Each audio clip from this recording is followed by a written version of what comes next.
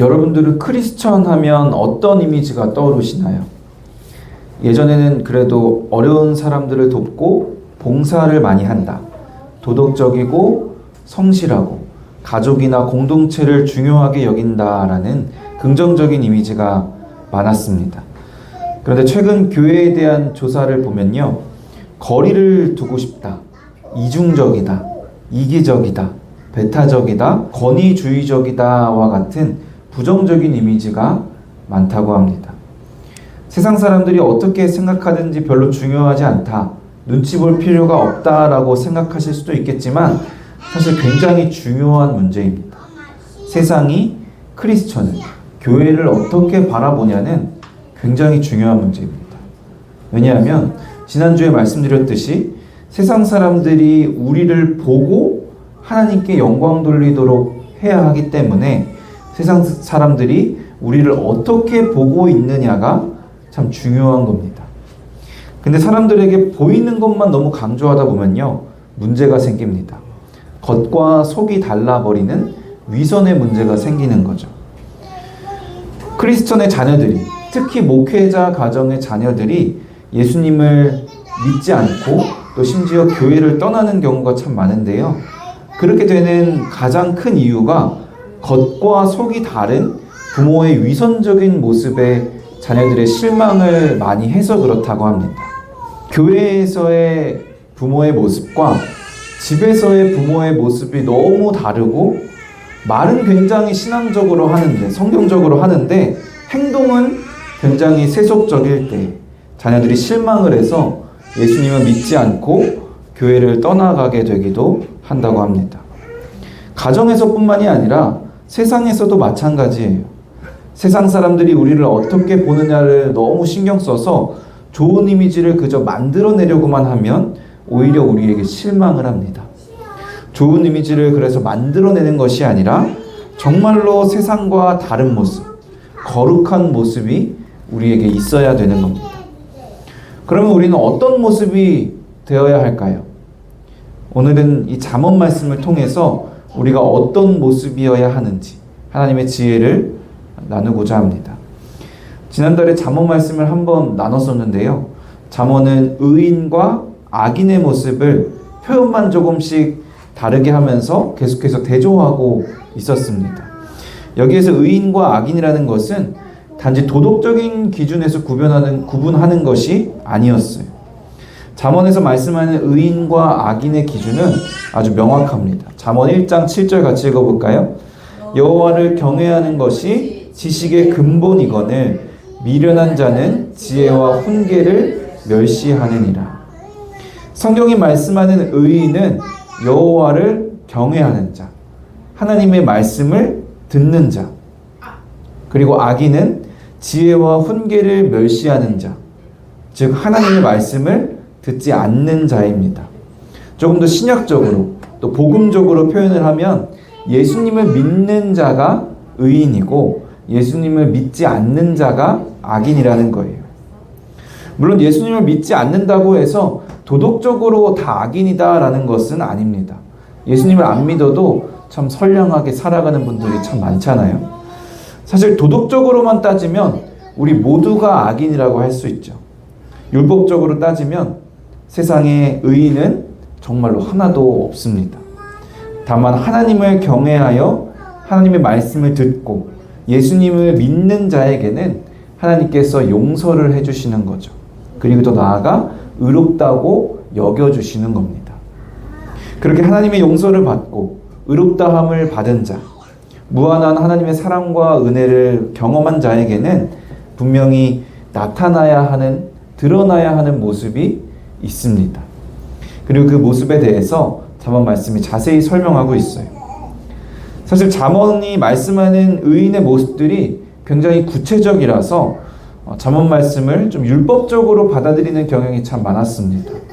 그런데 우리는 이 잠언 말씀을 율법적으로 받아들이는 것이 아니라 복음적으로 받아들여야 해요.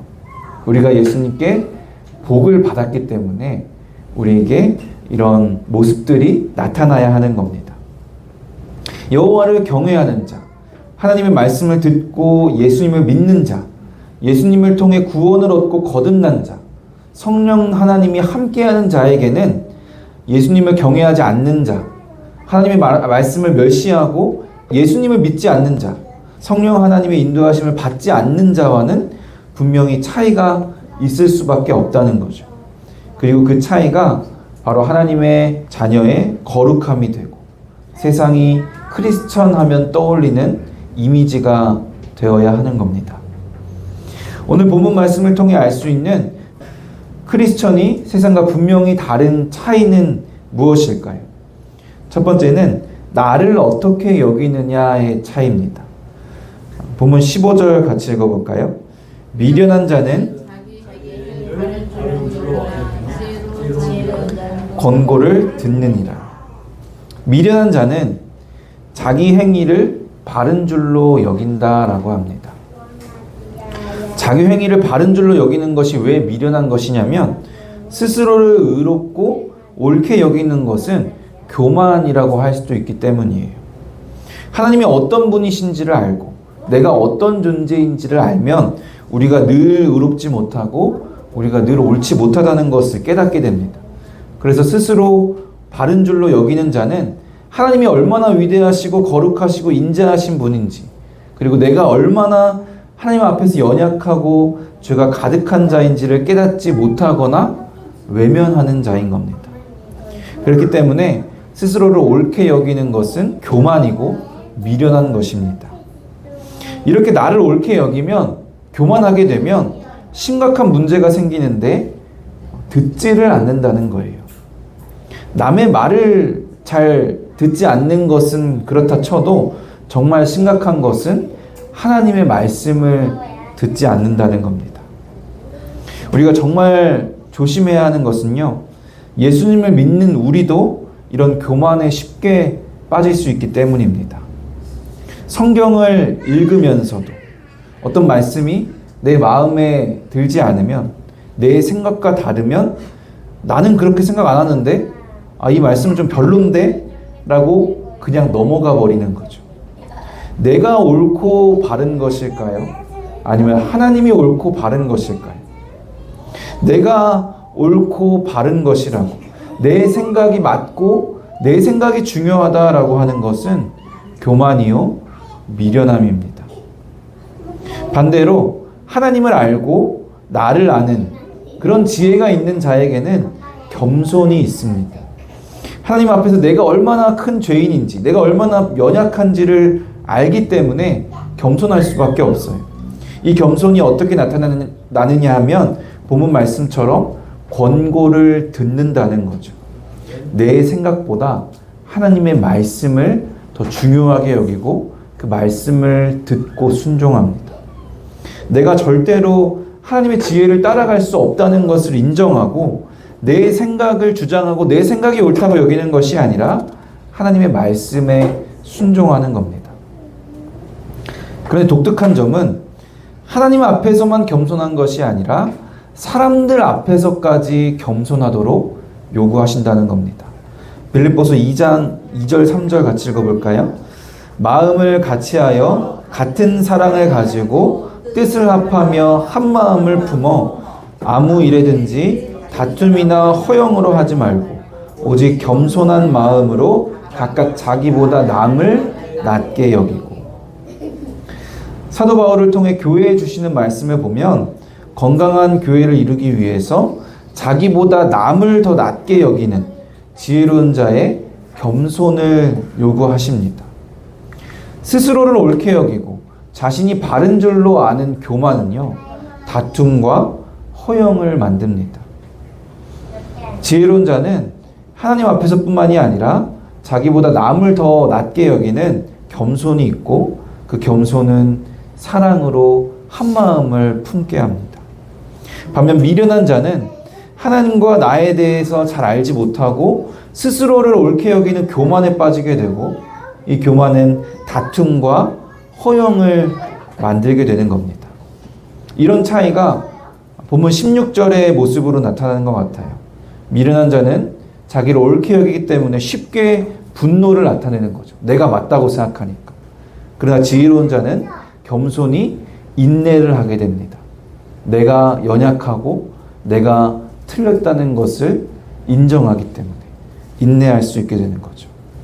이처럼 예수님을 믿는 자, 크리스천에게는 나를 어떻게 여기느냐의 차이가 있습니다. 하나님을 알지 못하면 나를 옳게 여기지만 크리스천은 나를 주장하는 것이 아니라 겸손히 하나님의 말씀을 듣습니다.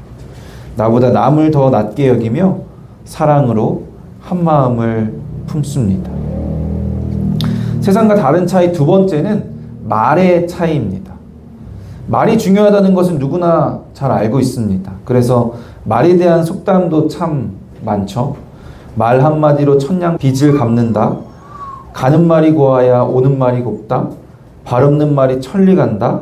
낱말은 새가 듣고 반말은 쥐가 듣는다. 새치 혀가 사람 잡는다. 아 다르고 어 다르다. 이런 속담들처럼 말에는 힘이 있고 그래서 말을 조심해야 한다는 것을 우리는 잘 알고 있습니다.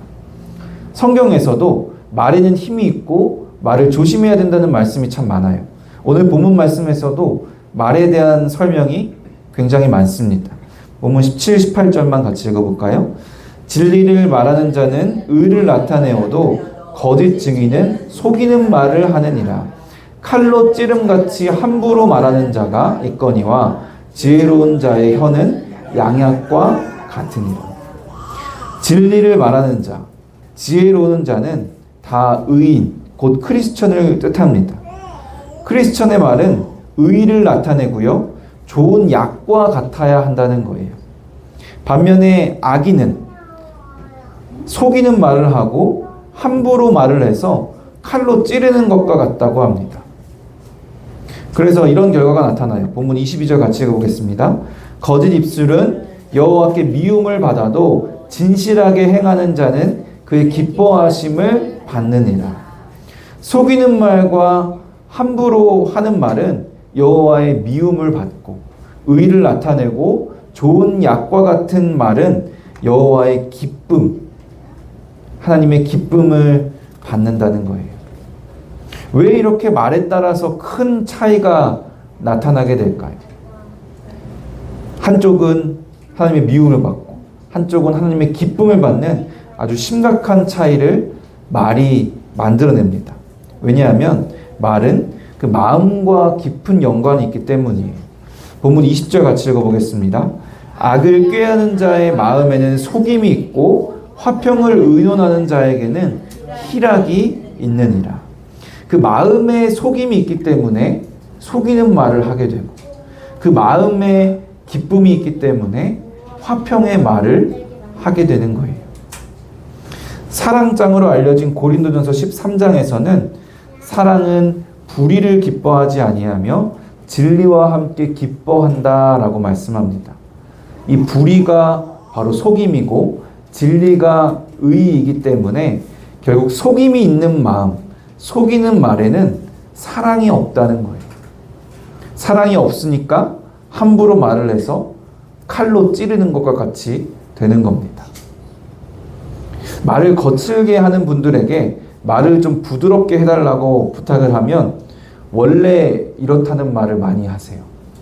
물론 습관이 된 부분도 있겠죠. 하지만 원래 그런 건 없어요.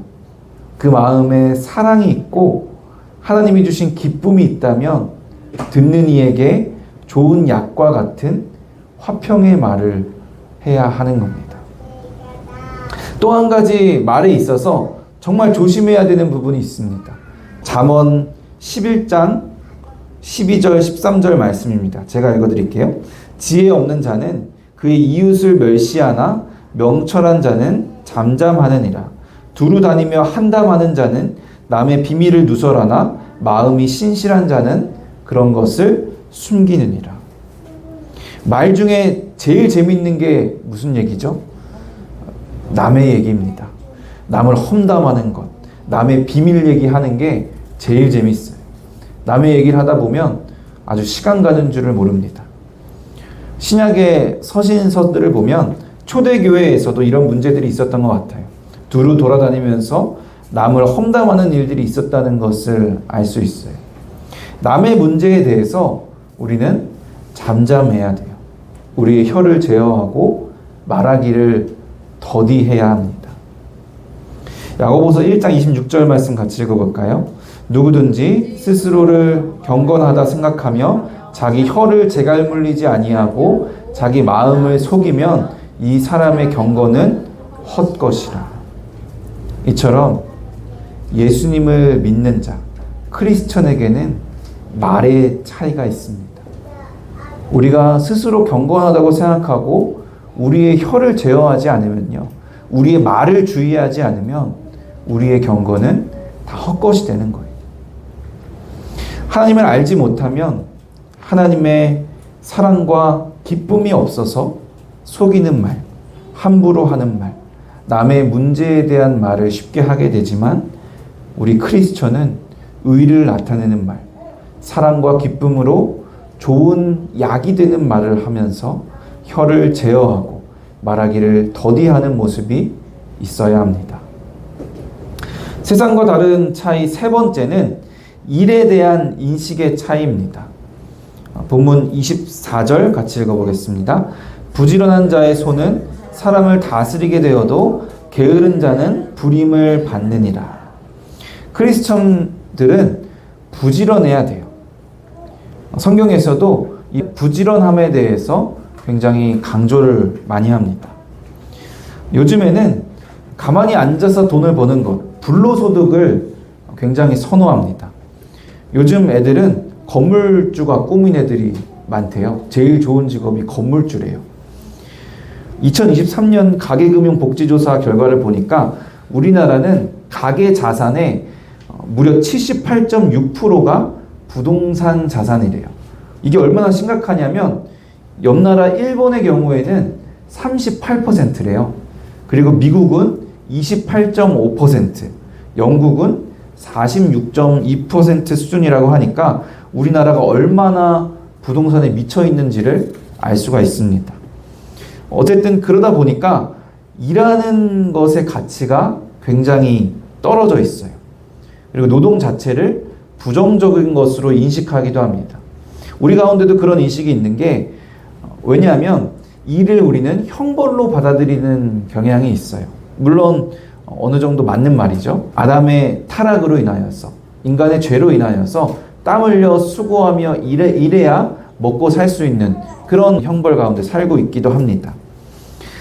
정말 부지런히 열심히 일을 하시는 분들도 있지만 일을 하는 것이 단지 자아 실현의 수단이거나 돈을 벌기 위한 수단으로만 여기기도 합니다. 그런데 하나님께서는요, 이 일을 단지 형벌로만 여기신 것은 아니에요. 하나님께서는 세상을 창조하신 것을 일이라고 표현을 하셨고, 아담이 타락하기 전에도 그들에게 세상을 다스리도록 맡기시면서 일을 맡겼다라고 표현하셨어요.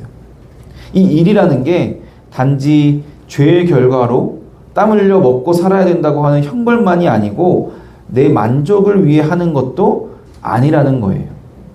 우리가 부지런히 해야 하는 일이 하나님이 뜻대로 우리에게 주신 것, 바로 사명이라는 겁니다.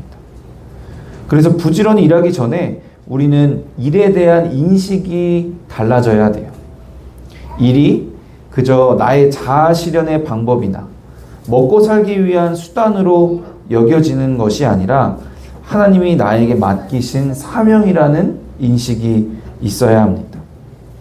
일에 대한 인식이 우리의 자아 실현이나 돈을 벌기 위함에 있다면 부지런함과 게으름을 지혜와 미련으로만 생각할 수는 없어요.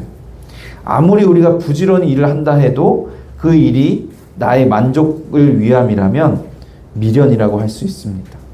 하지만 일에 대한 우리의 인식이 하나님께서 주신 사명이라면 분명히 부지런함은 지혜이고 게으름은 미련인 거예요.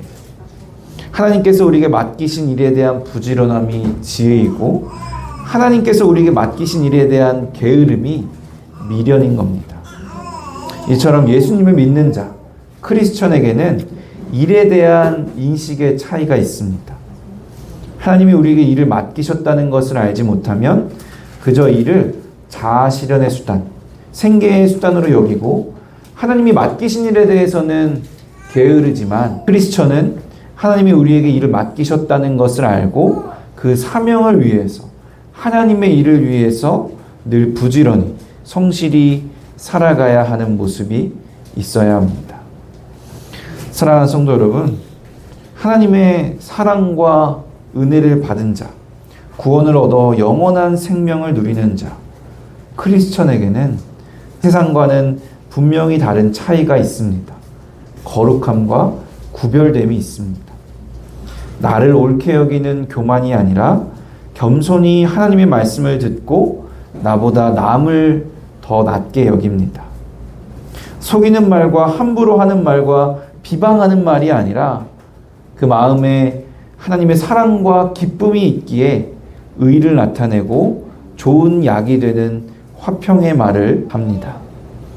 이를 자아 실현의 도구와 생계의 수단이 아니라 하나님이 주신 사명으로 여기기 때문에 그 하나님의 일에 대해서 늘 부지런히 성실하게 살아갑니다. 이런 모습들이, 이런 차이가, 이런 거룩함이 우리 삶에 드러나기를 소망합니다. 이런 차이를 통해서 세상 사람들이 우리의 그 거룩함을 보고 우리의 그 차이를 보고 하나님을 알게 되기를 간절히 소망합니다.